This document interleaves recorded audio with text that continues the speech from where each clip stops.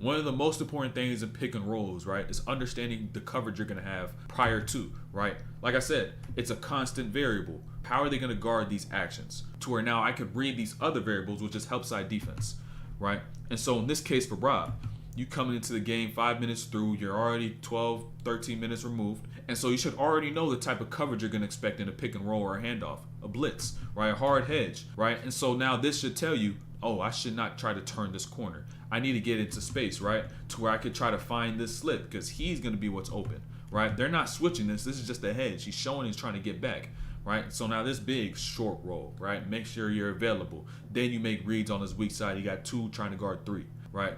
So now, boom. Instead, you don't really get no looks, right? You see this down screen happening. Rob knows he's going to get down screen. So now why not do your work early so it could set you up better later on, right? Instead of having to do that setup right there, already start in that mid-range to where you bumping, and now you're already leading him into that screen. You're being physical, putting him directly into that screen instead of giving him space to then navigate over that screen, right? So now, boom, first part right there. You already know what's going to happen. Why not fix it? Part 2, the screens. You already know that they're going to hard hedge these screens, right? So knowing that, why would I get here and try to turn this corner? Because my read, the option that I have now, the person that's open, is a person on this slip, right? Short roll the slip. And so short roll that slip. Now you got 15 shooters sitting in your corner. That's an easy play to be made, right? You just got to understand the type of shit that's going to happen before so you can set yourself up for better shit later on, right? And if you fail to do so, you're not going to be able to execute and be able to get the most efficient, highest quality look every single possession that you get. So, boom, he gets right. If he comes off the screen with pace, he'll be able to read 15, right, in this hedge that he should already know is going to happen, right? But he doesn't even understand that, right? He's going too fast. And in doing so, he now has to react to a person that as to which he really should be already in control of how he's going to react. And now he's just making an emergency move where he just picks that ball up, right? Ultimately, just a little bit of pace right here, right? Slow down just a little bit. You'll see, all right, step out, I have a gap, push cross, get between that. And now really that's going to end up being a lay right down the lane. He's out of help, he's out of help, he's out of help, right? That's all rotating. That should be a lay down the lane. This is the type of shit as a high school player and college player, middle school even, that you need to add instead of the step backs. This is the type of shit that's smooth and looks a little pretty that you could do. 2 dribbles, get to a spot, see the player begin to shift over to that middle, leaving the other side. So what do? Step through, up and under lay. That's the type of shit you need to work on in the gym. This is how prepared he should be in terms of these pick and rolls, right? He's getting left, boom, he sees that already happening, so he doesn't try to turn this corner, right? You're patient, now you see the slip, right? Now you see this strip occur, and this is what happens, which causes a lot of players to not get playing time, right? Their reaction to certain stuff, right? How they play through plays as to which that don't go in their favor, right? Because you may think, oh, that should have been a foul, look at the ref. But it's your effort that's going to go on the other side that your coach cares about. Your coach doesn't care about the no call. Because a no call is a no call. The play still goes on, right? Basketball continues. So now look at his reaction, what ends up happening. Gambles on that. Boom. Now he gets behind the play. And now at this point, he gets into the paint, kick to the corner. He still has not reacted to go and close out to that corner, right? He's still sitting there at that elbow, right? Late closeout. Late as shit. Now, boom, reload shot. The quality of a look that they got alone and the effort right there will diminish your playing time like that. Coach doesn't matter about the no call. He expects you to continue play. Whatever happens after that, if it's a dead ball, you can say something.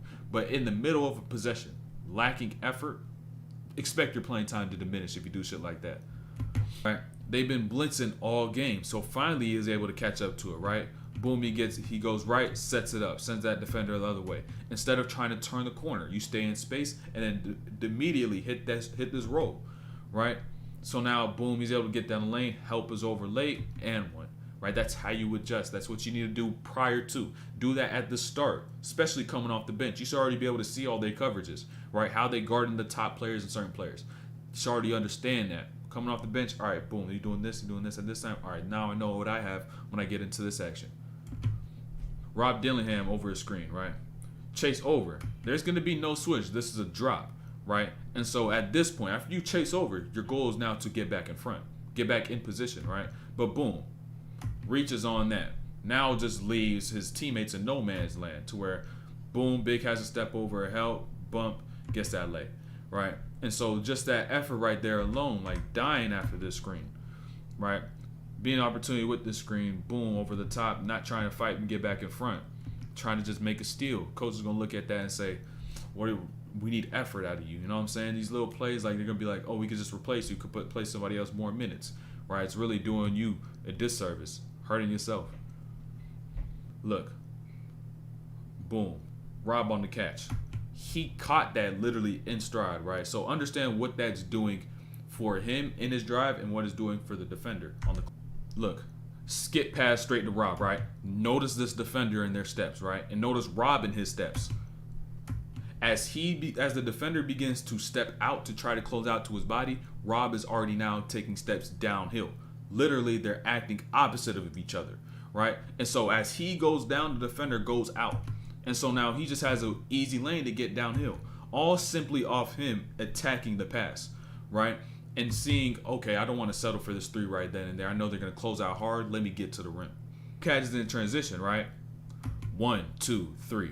Why would I attack and my whole team is behind half court, right? That's stupid.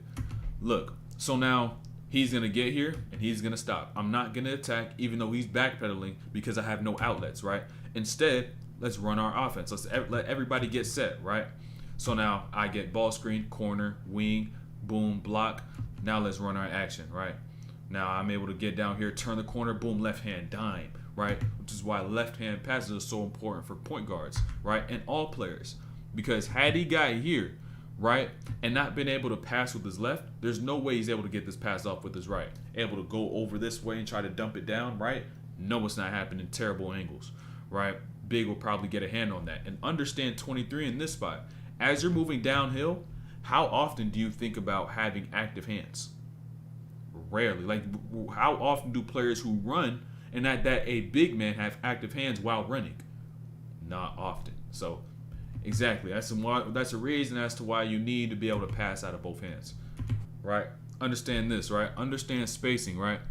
You got your shooter 15 on the wing, not the corner, but the wing. 3 is attached and not a help. So, look at this, right? He's able to go right, fake this out with this big, just show the ball one time.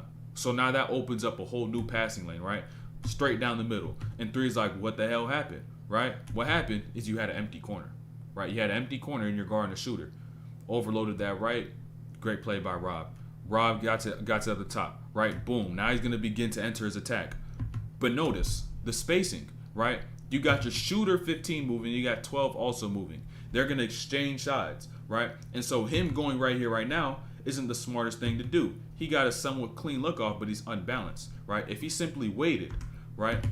If he waited, allowed 15 to get through, allowed 12 to get through, and now leaves your shooter on a side with one person who's able to play help defense. And now they have to pick a poison. Do we take away the shooter or do we take away the drive, right? And now you have a person like number 1 up here who's a little slower. Get by, right? Get by. Right, you're gonna force them to break your base. You have the option to create a foul, or you have the option to kick it out if they do help. Right. So boom. Ultimately, bad timing on the drive. He ended up stepping on his foot too. That was a low-key crazy stumble.